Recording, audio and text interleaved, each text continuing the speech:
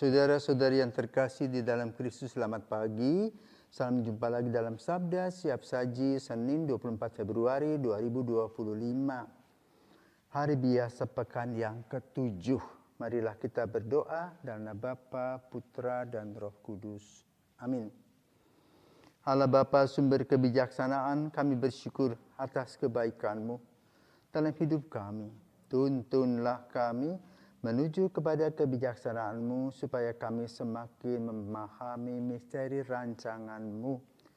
Dengan pengantaran Yesus Kristus Putra-Mu Tuhan kami, yang bersama dengan Dikau dalam persatuan Roh Kudus, hidup dan berkuasa Allah sepanjang segala masa. Amin. Tuhan bersamamu dan bersama rohmu. Inilah Injil Yesus Kristus menurut Markus, dimuliakanlah Tuhan. Pada suatu hari Yesus bersama Petrus, Yakobus dan Yohanes turun dari gunung. Lalu kembali pada murid-murid lain. Mereka melihat orang banyak mengerumuni para murid itu dan beberapa ahli Taurat sedang mempersoalkan sesuatu dengan mereka. Ketika melihat Yesus, orang banyak itu tercengang-cengang semua dan bergegas menyambut Dia. Yesus lalu bertanya kepada mereka, "Apa yang kamu persoalkan dengan mereka?"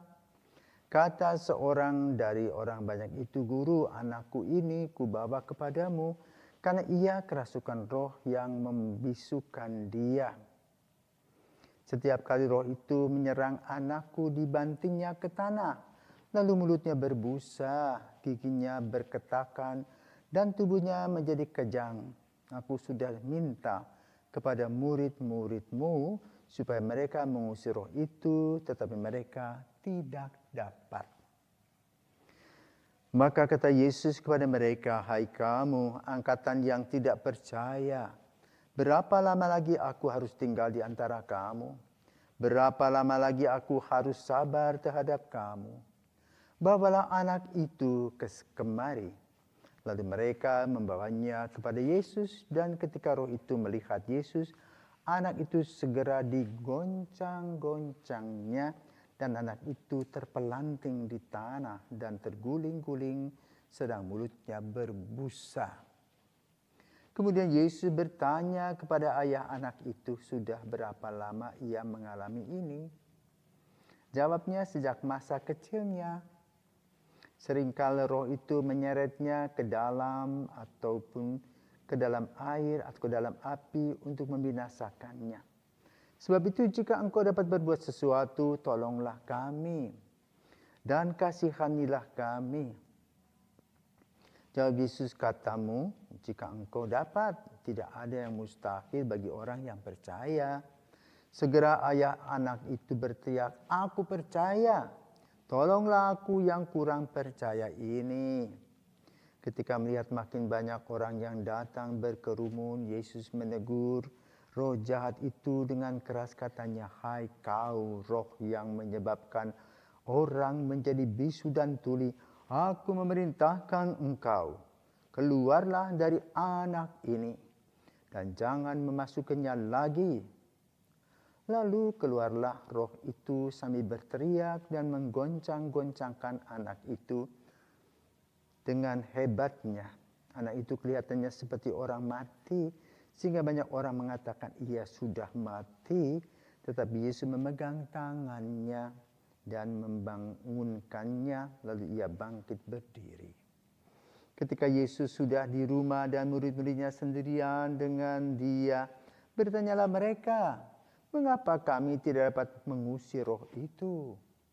Jawab Yesus, "Jenis ini tidak dapat diusir dengan berdoa." Demikianlah sabda Tuhan, terpujilah Kristus.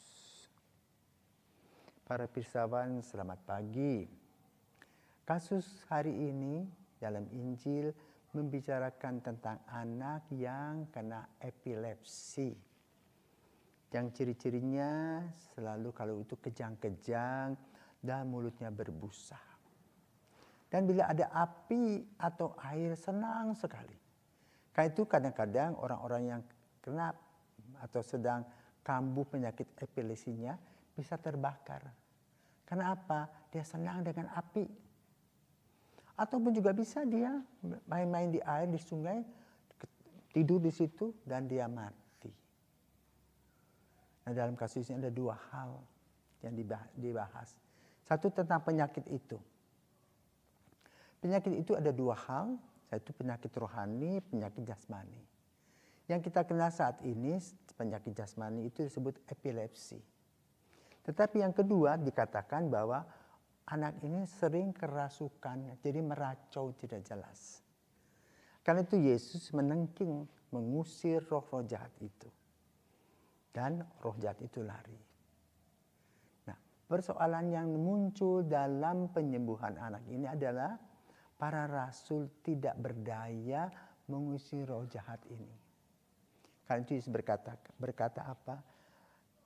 Kasus ini tidak bisa hanya berdoa, tetapi harus berpuasa.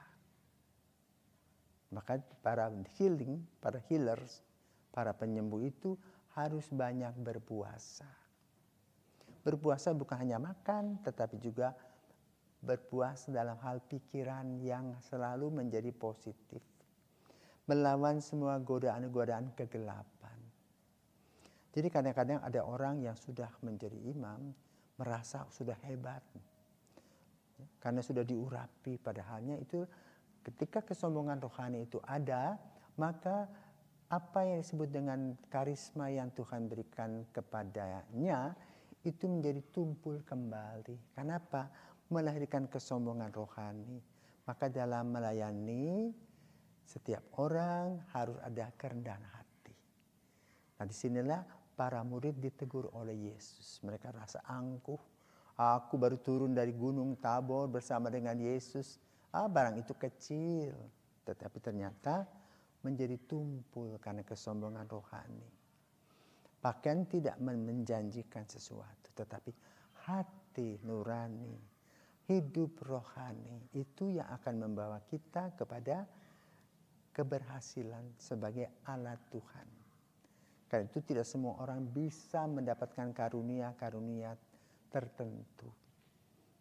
Kadang-kadang ada orang-orang yang dianggap, wah dia tidak punya apa-apa, dia bodoh, dia apa. Tetapi justru Tuhan memberikan kepadanya karunia-karunia yang luar biasa yang tidak dimiliki oleh para penguasa ataupun juga orang-orang pandai.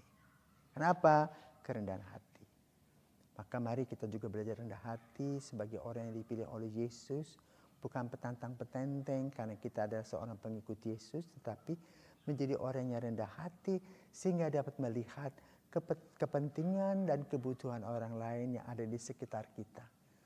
Sebagaimana yang dialami oleh Yesus sendiri. Yesus dengan seluruh hati dan jiwanya memberi diri dalam pelayanan. Sehingga semuanya dapat diatasi dengan baik. Semoga kita boleh belajar berdoa dan berpuasa dalam melayani Tuhan sehingga kita boleh mendapatkan karisma dan karunia-karunia yang luar biasa khususnya dalam penyembuhan. Tuhan memberkati.